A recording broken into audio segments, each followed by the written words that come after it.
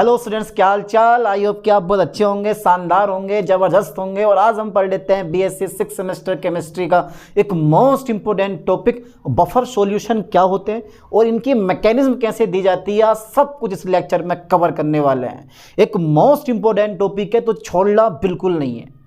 Unit 4 है आयनिक equilibrium और paper का नाम तो आपको याद है ही, chemical energetics and radio chemistry. चलिए फिर स्टार्ट करवा देता हूं मैं।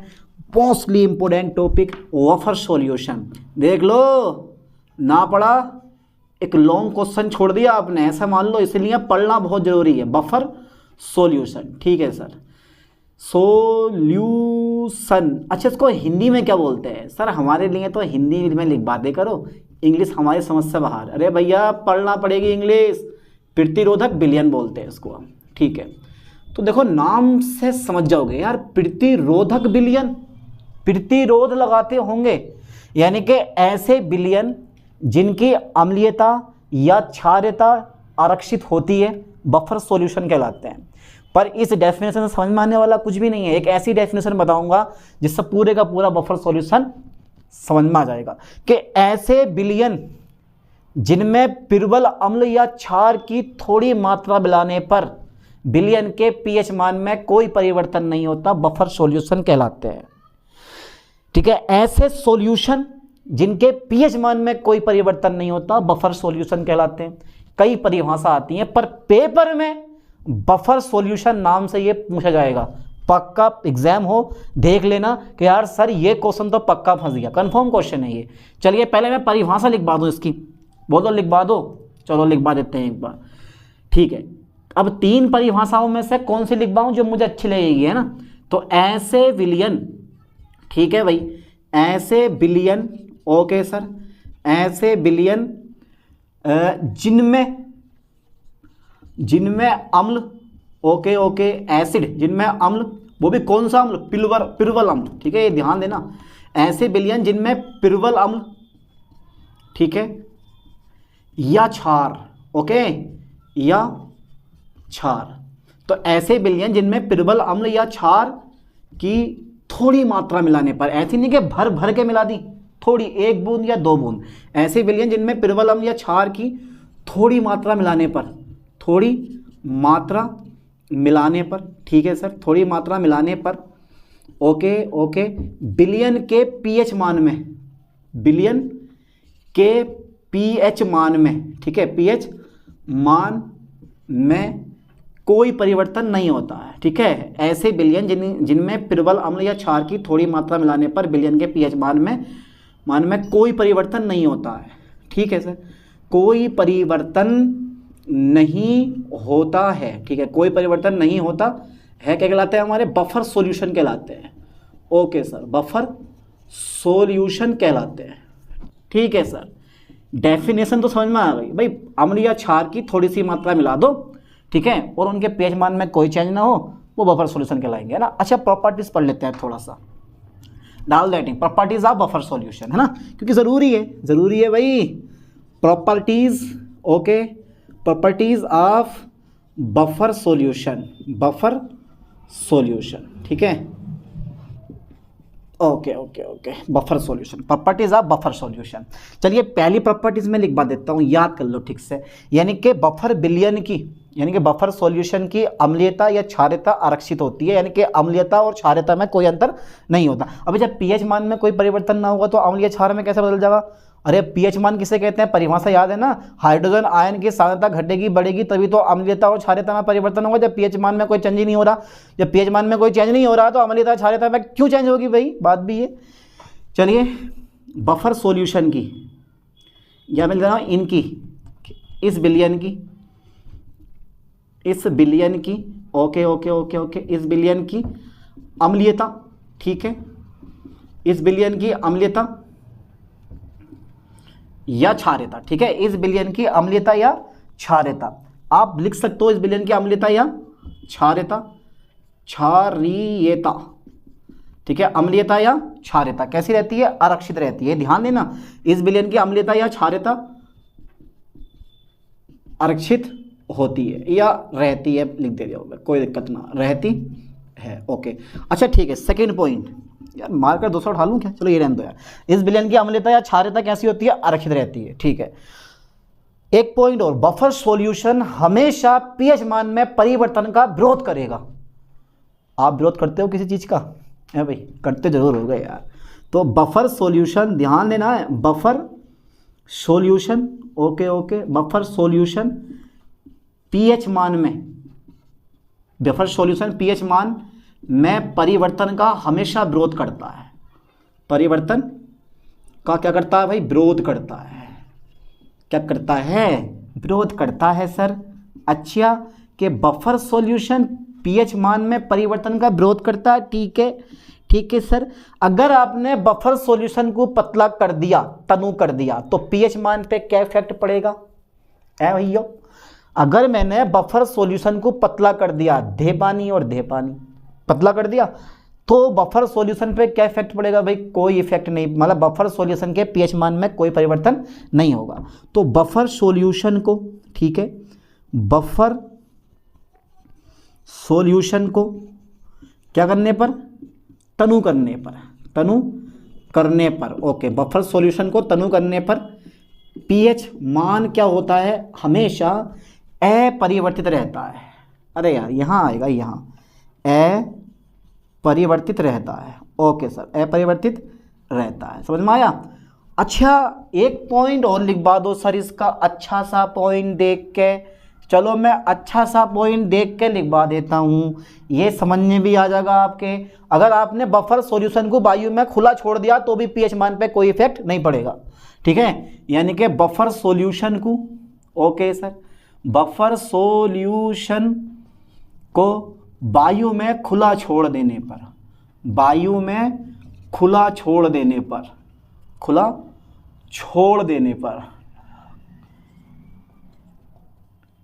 बफर सॉल्यूशन को वायु में खुला छोड़ देने पर, ठीक है, देने पर पीएच मान, ठीक है, पीएच मान अपरिवर्तित रहता है, अपरिवर्तित रहता है, यही तो क्वालिटी है यार इसमें, रहता है। अच्छा सर, एक और, एक प्रॉपर्टीज और आती है, पिरूवल अम्ल या क्षार की थोड़ी मात्रा मिलाने पर पीएच मान अपरिवर्तित रहता है, पर लिखवा दूं जरूरी नहीं है, 4 प्रॉपर्टी काफ़ी है, ये वाली प्रॉपर्टी मुझे लिखवाने की जरूरत नहीं है, ठीक है। अच्छा तो सर ठीक है, अब क्या करवाओगे, अब पढ़ लेते हैं types of buffer solution, types of buffer solution, ठीक है, टाइप्स ऑफ बफर सॉल्यूशन। चलिए भैया, there are 2 types of buffer solution. Buffer विलयन 2 प्रकार का होता है, एक acidic buffer solution and basic buffer solution, ठीक है। यानी कि बफर सॉल्यूशन जो होते हैं प्रतिरोधक विलयन, वो 2 प्रकार के होते हैं, ठीक है सर। बफर सॉल्यूशन 2 प्रकार के होते हैं सर, 2 प्रकार के होते हैं, 2 प्रकार के होते हैं, ओके ओके, ठीक है सर। बफर सॉल्यूशन 2 प्रकार के होते हैं। पहला कौन सा है सर, पहला है एसिडिक बफर सॉल्यूशन, ठीक है, एसिडिक बफर सॉल्यूशन। अच्छा ठीक है, दूसरा कौन सा होगा सर, बता दिया मैंने, बता दो सर जल्दी से। दूसरा होगा बेसिक बफर सॉल्यूशन, ठीक है, बेसिक बफर सॉल्यूशन। चलिए सॉल्यूशन, अरे यार ये इतनी छोटी छोटी चीज़ समझ में नहीं आ रही, यहाँ तक का स्क्रीनशॉट मार दो, जल्दी छाप लो इसे दिमाग में, नोट्स बनाते रहना, ठीक है। और प्ले लिस्ट में जो लेक्चर मैंने डाल रखे हैं सब वेरी इंपॉर्टेंट है, सब पढ़ना बढ़िया करके क्रम भाई, ठीक है। इसको भी छाप लो, ले लो इसका भी स्क्रीनशॉट, ले लिया, ठीक है, ओके ओके। पेपर सेकेंड है ये, ध्यान देना भैया।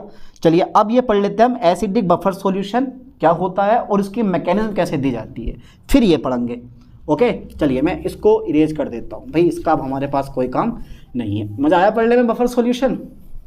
अरे यार देखो, मैंने विद नोट्स बनवाया, तो मैं विद नोट्स के साथ हैं आपके, ठीक है, यही आपके नोट्स है भाई। चलिए मैं पूरा इरेज कर देता हूँ यार, ओके।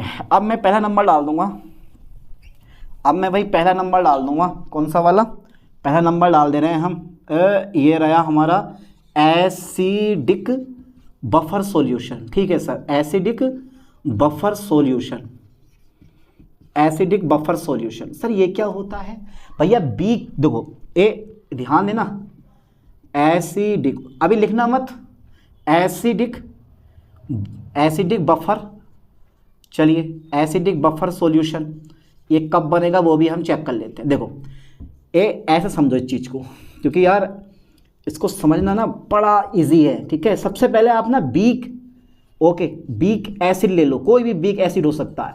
अरे वीक एसिड का नाम बताओ, किसी एक वीक एसिड का नाम बताओ। आप बीएससी 5th सेमेस्टर पढ़ के आए हो भाई, बीएससी 5th सेमेस्टर पढ़ के आए हो, 6th सेमेस्टर में आ गए हो तुरंत भागे भागे। तो सिंपल सी बात है, आपको वीक एसिड का पता होना चाहिए। CH3COOH क्या एक वीक एसिड होता है, ठीक है। अब आपको एक सल्ट लेना है, सल्ट मतलब नमक लेना, नमक नहीं लेना, एक सल्ट लेना, कोई सा भी हो सकता है, लवण लेना, लवण। अब वो कैसे बना होता है वो भी हम चेक कर लेते हैं। देखो ध्यान से मेरे दोस्तों, जरा ध्यान से देखो। तो देखो ये जो है ना मेरे पास, ये वीक एसिड, ठीक है, वीक एसिड और स्ट्रॉन्ग बेस, स्ट्रॉन्ग बेस, ठीक है, strong base, okay. Weak acid and strong base, यार क्या बात है, ठीक है, यानी कि वीक एसिड और स्ट्रॉन्ग बेस। अब वीक एसिड भाई मैंने क्या ले लिया है यहाँ पे, CH3COOH ले लिया, या मान लो वीक एसिड मैंने इधर भी CH3COOH लिया, ठीक है। और मैंने स्ट्रॉन्ग बेस यानी कि पिरुवल क्षार वो मैं ले लूँगा NaOH, ठीक है। भाई मैं इन दोनों को मिला दे रहा हूँ, ठीक है। मेरे पास आगे जगह नहीं है, इसलिए मैं यहाँ से इसको, अब देखो क्या क्या बाहर होगा, OH और यह वाला H, H2O क्या हो जाएगा हमारा, बाहर हो जाएगा, ठीक है। और प्लस में क्या बन जाएगा, CH3COONA, है ना, सोडियम एसीटेट बन गया। तो अब मैंने क्या बोला कि जो एसिडिक बफर सॉल्यूशन है वो वीक एसिड, ध्यान देना, वीक एसिड तथा वीक एसिड व स्ट्रॉन्ग बेस से बने लवण का मिक्सचर होता है। यानी कि अब जो तुम्हारे पास वीक एसिड है, इसको अगर मैं यहाँ लिखूँ CH3COOH प्लस के CH3COONA, ठीक है, ये मेरे पास क्या है, ये वीक एसिड है, हाँ सर ये वीक एसिड है, ठीक है। और ये क्या मेरे पास, सॉल्ट है, ये सल्ट है। तो सर क्या बन जाएगा मेरे पास, acidic, okay, buffer solution, acidic buffer solution मेरे पास ये बन के तैयार हो जाएगा, ठीक है, एसिडिक बफर सॉल्यूशन। यार ये बना मेरे पास एसिडिक बफर सॉल्यूशन। अच्छा ये बताओ, ये डेफिनेशन, क्या ये चीज़ आपको समझ में नहीं आई? यार ये तो बहुत छोटी चीज़ है यार सर, ये सर समझने के लिए तो हमारा बायां हाथ ही काफ़ी है। लो भैया ये मेरे पास ये बन गया, ये है तुम्हारे पास। तो वीक एसिड और सल्ट कौन सा लोगे, जो वीक एसिड होता है स्ट्रॉन्ग बेस से मिलकर बनता। अब मैं यहाँ क्या लिखवाने वाला हूँ, मैं यहाँ लिखवाऊंगा कि ये जो होता है ये है वीक एसिड, यह है वीक एसिड तथा, ठीक है, तथा वीक एसिड व strong base, okay, STRONG, strong, यहाँ पे ना ई हटा दो, यहाँ पे स्ट्रॉन्ग की स्पेलिंग में STRONG होती है। वीक एसिड व स्ट्रॉन्ग बेस, ठीक है, वीक एसिड व स्ट्रॉन्ग बेस से बने सल्ट का क्या होता है, मिक्सचर होता है, ठीक है। यानी कि यह है वीक एसिड तथा वीक एसिड व स्ट्रॉन्ग बेस से बने सल्ट का मिक्सचर होता है। समझ में आया? आ गया सर, मिक्सचर होता है। सर ये तो बहुत छोटी चीज़ थी जो यूं ही इस चीज़ को हम समझ गए, यूं ही कोई बेवफा नहीं होता। चलो छोड़ो यार, ये वीक एसिड तथा वीक एसिड व स्ट्रॉन्ग बेस से बने सल्ट का क्या होता है, मिक्सचर होता है। समझ में आया है तो बफर सॉल्यूशन, ठीक है। अब इसकी ना मैकेनिज्म पढ़ लेते हैं यार, मैकेनिज्म बड़े ध्यान से देखनी है तुम्हें, मैकेनिज्म, ठीक है, थोड़ा सी बड़ी बनानी पड़ेगी बेटा हमें मैकेनिज्म। सबसे पहले ज़रा ध्यान देना, ठीक है। पहले ना इनको आयनों में तोड़ दो, जो मैंने वीक एसिड लिया है और सल्ट लिया है, इन दोनों को आयनों में तोड़ दो, ठीक है, ठीक है। तो CH3COOH तथा CH3COONA का आयनन निम्न प्रकार होता है, ठीक है, का आयनन निम्न प्रकार होता है, ओके ओके, निम्न प्रकार होता है। सर दिखा दो आज आप, दिखा दो आज आप, निम्न प्रकार दिखा दो। ये CH3COOH है हमारा, ठीक है, लो सब CH3COO पे माइनस आ जाएगा और H पे क्या आ जाएगा मेरे पास, प्लस आ जाएगा, ठीक है। अब इसको भी तोड़ दो आयनों में, सल्ट को भी, CH3COONA, ठीक है। फिर क्या होगा, CH3COO माइनस और Na प्लस, यार ठीक है। अब देखो ये वाला आयन और ये वाला आयन दोनों कैसे हैं, ये तो समान है। हाँ यार समान है तो सम आयन प्रभाव उत्पन्न होगा और सम आयन प्रभाव के कारण CH3COOH के आयनन दर जो होती है वो घट जाती है। मेरी बात को ध्यान से समझना, यानी कि इस विलयन में, इस विलयन में, ओके सर, इस विलयन में सम आयन प्रभाव के कारण, सम आयन, ठीक है, प्रभाव के कारण, सम आयन प्रभाव के कारण, ठीक है, के कारण, सम आयन प्रभाव के कारण CH3COOH के आयनन दर जो होती है, के आयनन की दर क्या हो जाती है बेटा, घट जाती है। सही है सर, घट जाती है, ओके, घट गई। आयनन की दर घट जाती है, यार ये बात तो सब है, आयनन की दर घट जाती है, मतलब हमें H+ आयन ना के बराबर मिलेंगे, यही तो मतलब हुआ, H+ आयन ना के बराबर उत्पन्न होंगे सर, ठीक है, बहुत बड़ा अहम रोल है इस चीज़ का। अब क्या करूँगा मैं, क्योंकि मेरे पास परिभाषा क्या, थोड़ी मात्रा में पिरुवल अम्ल या क्षार मिलाओगे तो विलयन के pH मान में कोई चेंज होना नहीं चाहिए। pH मतलब H+ आयन की सांद्रता कम या ज़्यादा नहीं होनी चाहिए, ठीक है, ये ध्यान देना। विलयन की सांद्रता मतलब H+ आयन की सांद्रता कम या अधिक नहीं होनी चाहिए, अगर कम या अधिक होगी तो pH मान में चेंज होगा, ओके, ठीक है। अब यानी कि इस विलयन में ध्यान देना, इस विलयन में, ठीक है, इस विलयन में एक बूंद HCl, मैंने बोला थोड़ी मात्रा में HCl मिलाते हैं, HCl मिलाने पर क्या होगा, यहाँ से H+ आयन उत्पन्न होगा, H+ आयन उत्पन्न होता है, आयन आपन नहीं है, ये आयन है, आयन उत्पन्न होता है, ठीक है, उत्पन्न होता है, ठीक है सर, H+ आयन उत्पन्न हो गया, इसने H+ आयन दिया। अब H+ आयन जो होता है ना, ठीक है, ये ध्यान देना, इस CH3COOH माइनस आयन के साथ संयुक्त होगा और कम आयनित CH3COOH बनाएगा, यानी कि जैसा ये है वैसे के वैसा ये बना देगा।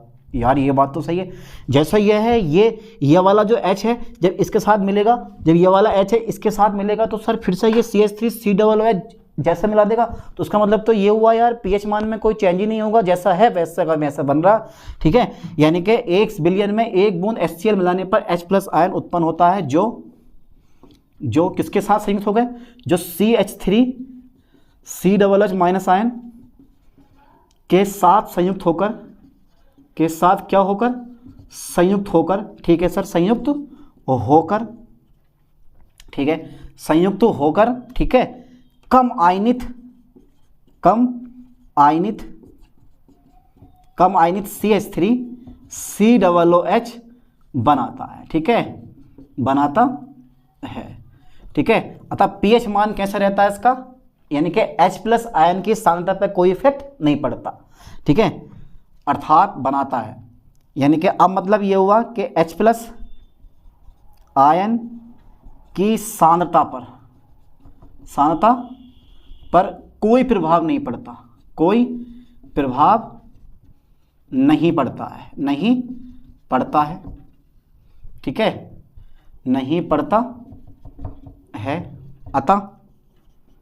अतः विलयन का pH मान, अतः विलयन का pH मान कैसा रहता है, अपरिवर्तित रहता है, अपरिवर्तित रहता है। देखो कितनी सिंपल वे में मैंने समझा दिया चीज़ को, रहता है। जब H+ आयन की सांद्रता में कोई परिवर्तन नहीं होगा तो सिंपल सी बात है विलयन के pH मान में भी कोई चेंज नहीं होगा, मतलब ये कि बस यही CH3COONA है हमारा, ठीक है भैया, यहाँ पे तोड़ो इसको आयनों में, CH3COO पे माइनस आ जाएगा, Na पे क्या आएगा मेरे पास, प्लस आ जाएगा। अच्छा HCl भी है मेरे पास, ठीक है सर, हैगा HCl, H पे क्या आएगा, प्लस आएगा, और Cl पे क्या आएगा, माइनस आने आएगा। अब इन दोनों को ऐड कर दो, तो अब मैं इन दोनों को ऐड कर दो और इन दोनों को भी ऐड कर दो, तो क्या बन जाएगा ये CH3। यार जगह नहीं बच रही है भाई, जगह नहीं बच रही, थोड़ा छोटा कर लो इसको, और चलिए यहाँ पे जगह थोड़ी सी ना जगह कम पड़ रही है, तो यहाँ पे बिल्कुल मिला दे रहा हूँ मैं। ये आ जाएगा मेरे पास कितना, H+, और ये आ जाएगा मेरे पास कितना भाई, प्लस यहाँ लगा लो, चलो बीच में Cl माइनस आयन, ठीक है। अब इन दोनों को आपस में मिलाओ, इन दोनों को आपस में, तो यहाँ क्या बनेगा, ये NaCl, ठीक है, और यहाँ क्या बनेगा, ये कम आयनित CH3COOH बन जाएगा। और ये कैसा होगा हमारा, दिख रहा है ना आप लोगों को, दिख रहा है, तो ये बन जाएगा बेटा कम आयनित, ठीक है, कम आयनित, ओके, ये कहानी होती है कम आयनित, है ना, ऐसा होता है इसमें। बस हो गया हमारा इतना इफेक्ट, समझ में आया कुछ, ये ऐसे ऐसे करना है, ऐसे ऐसे हो जाता है। तो ये हमारी विलयन की, यानी कि ये हमारी इसकी मैकेनिज्म हो गई कि हमने HCl की थोड़ी सी मात्रा मिलाई और pH में कोई इफेक्ट नहीं हुआ। ऐसे same to same OH minus ion की मात्रा मिला दो कि स्ट्रॉन्ग बेस, एक बूंद स्ट्रॉन्ग बेस क्या बोलते हैं, NaOH। जब डालोगे आप तो जो OH माइनस आयन होता है वो CH3COOH के साथ संयुक्त होकर एसीटेट आयन और जल बनाता है, और pH मान में कोई चेंज नहीं होता। पहले चला यहाँ तक का स्क्रीनशॉट ले लो, ले लिया होगा, करते हैं इसको इरेज, ठीक है सर, ओके। अच्छा, सेम टू सेम यही क्रियाविधि जो है ना आगे वाले बिलियन की आएगी। बस यार इसको एक बार समझ जाओगे ना तुम तो पूरा टॉपिक ये क्लियर हो जाएगा आपका। चलिए अब एक ना करता हूँ मैं थोड़ी मात्रा में ना फिर से एक, यानी कि इसी प्रकार लिख दे जाऊँ मैं, ठीक है। थोड़ी मात्रा में या एक बूंद मिला दो कोई दिक्कत नहीं है, थोड़ी मात्रा में स्ट्रॉन्ग बेस क्या मिलाता हूँ मैंने, NaOH मिलाने पर, ठीक है, मिलाने पर OH माइनस आयन क्या होते हैं, उत्पन्न होते हैं जो CH3COOH से क्रिया करके या के साथ संयुक्त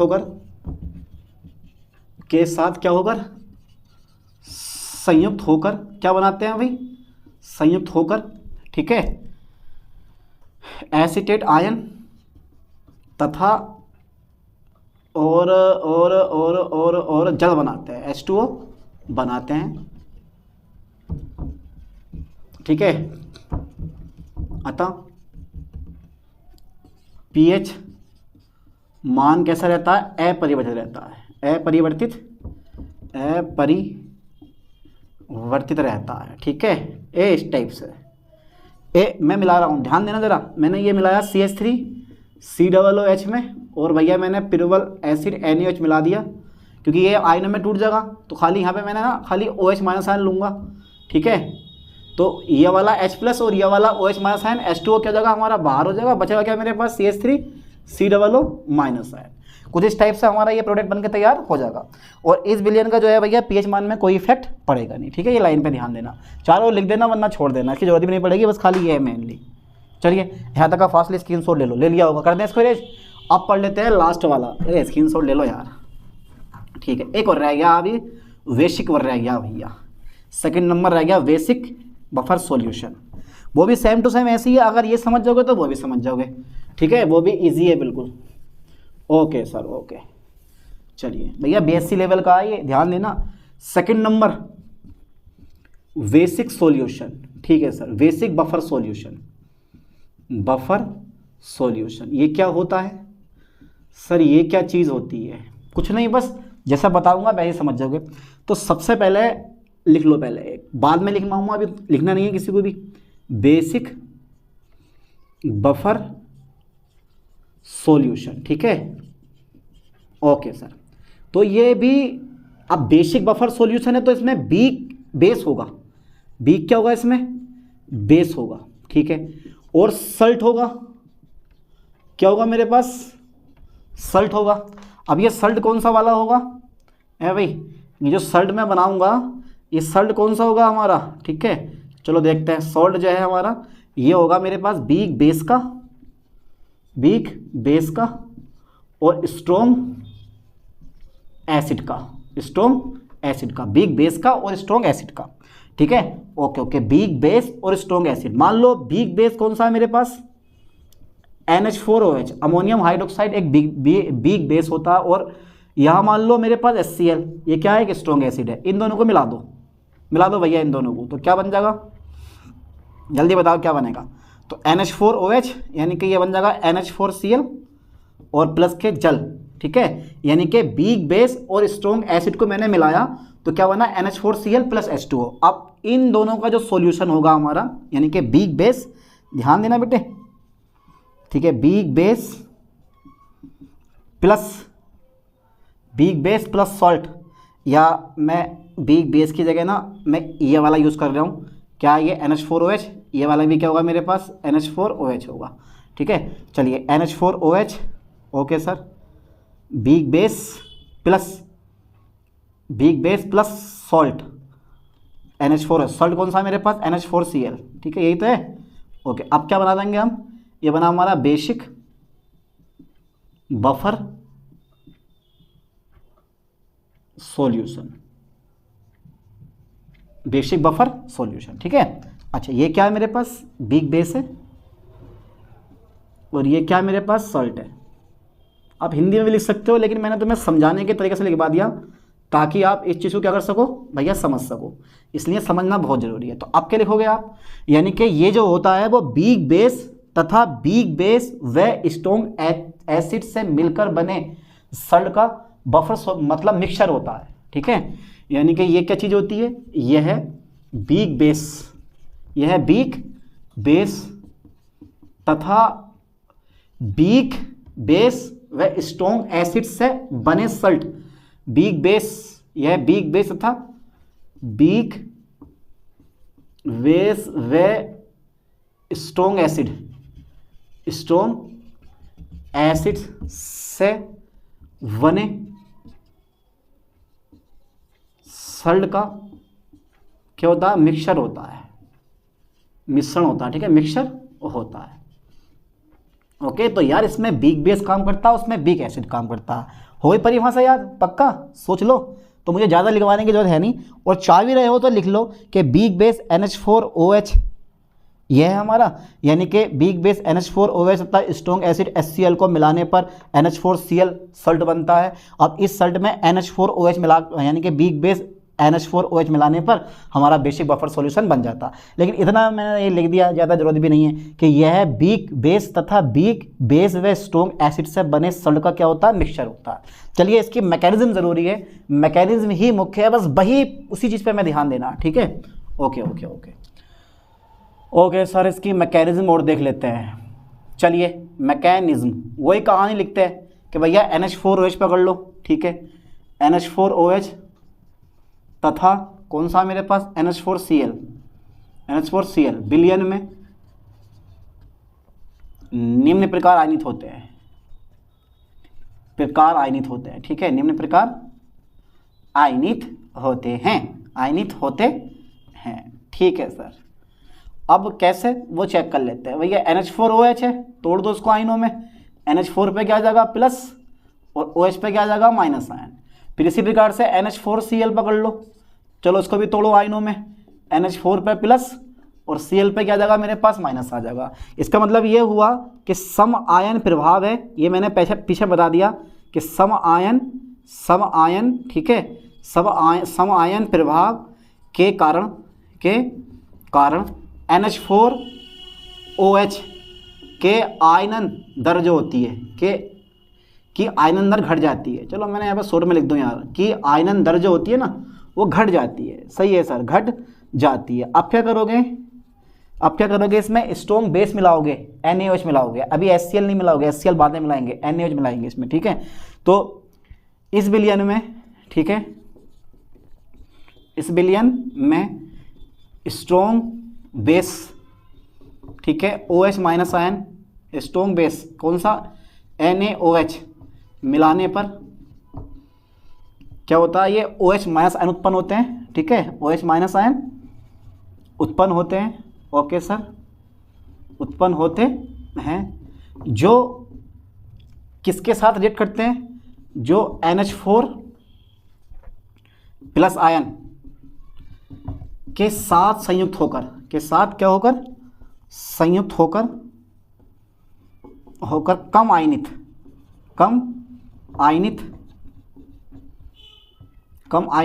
NH4OH बनाते हैं।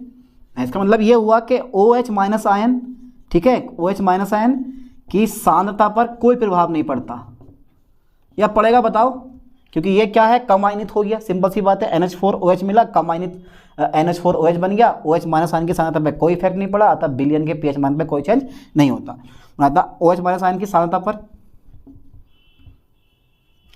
OH माइनस की सांद्रता पर कोई प्रभाव नहीं पड़ता है, कोई प्रभाव नहीं पड़ता है, अतः, ठीक है, यानी कि OH माइनस आयन की सांद्रता पर कोई प्रभाव नहीं पड़ता है। ये ध्यान देना, आयन उत्पन्न होते हैं जो NH4 प्लस आयन के साथ संयुक्त होकर कम आयनित NH4OH बनाते हैं, OH माइनस आयन की सांद्रता पर कोई प्रभाव नहीं पड़ता है,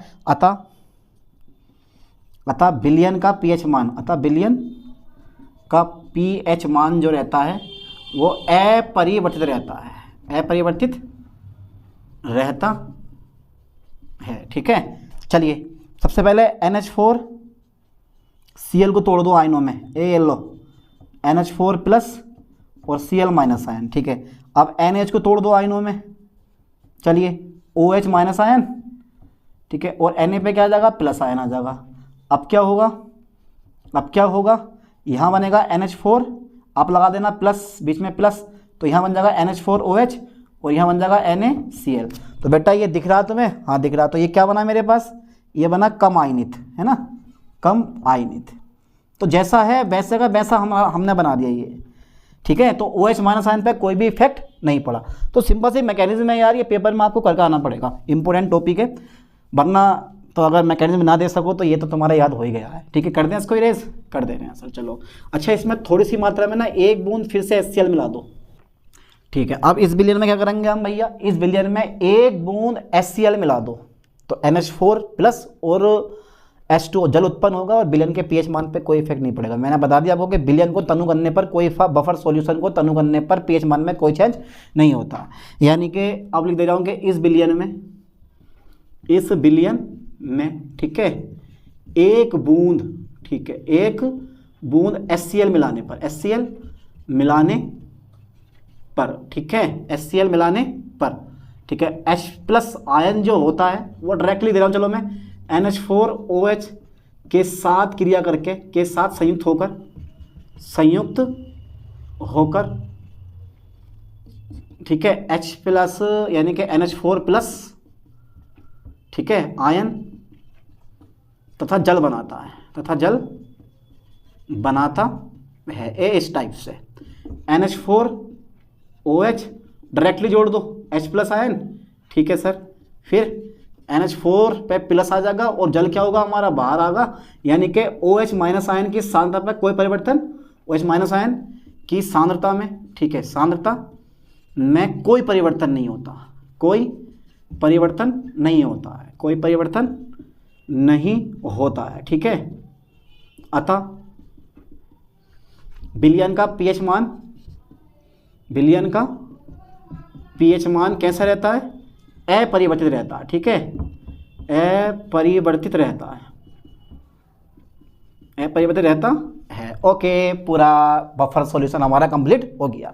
तो भैया मैकेनिज्म के साथ आपको देने का आना होता है पेपर में। शॉर्ट क्वेश्चन पूछ ले तो मैकेनिज्म मत दिखाना, बस बता देना कि एसिटिक बफर सॉल्यूशन क्या होता है और बेसिक बफर सॉल्यूशन क्या होता है। चलिए मिलते हैं नेक्स्ट लेक्चर में नेक्स्ट वीडियो के साथ। थैंक्स।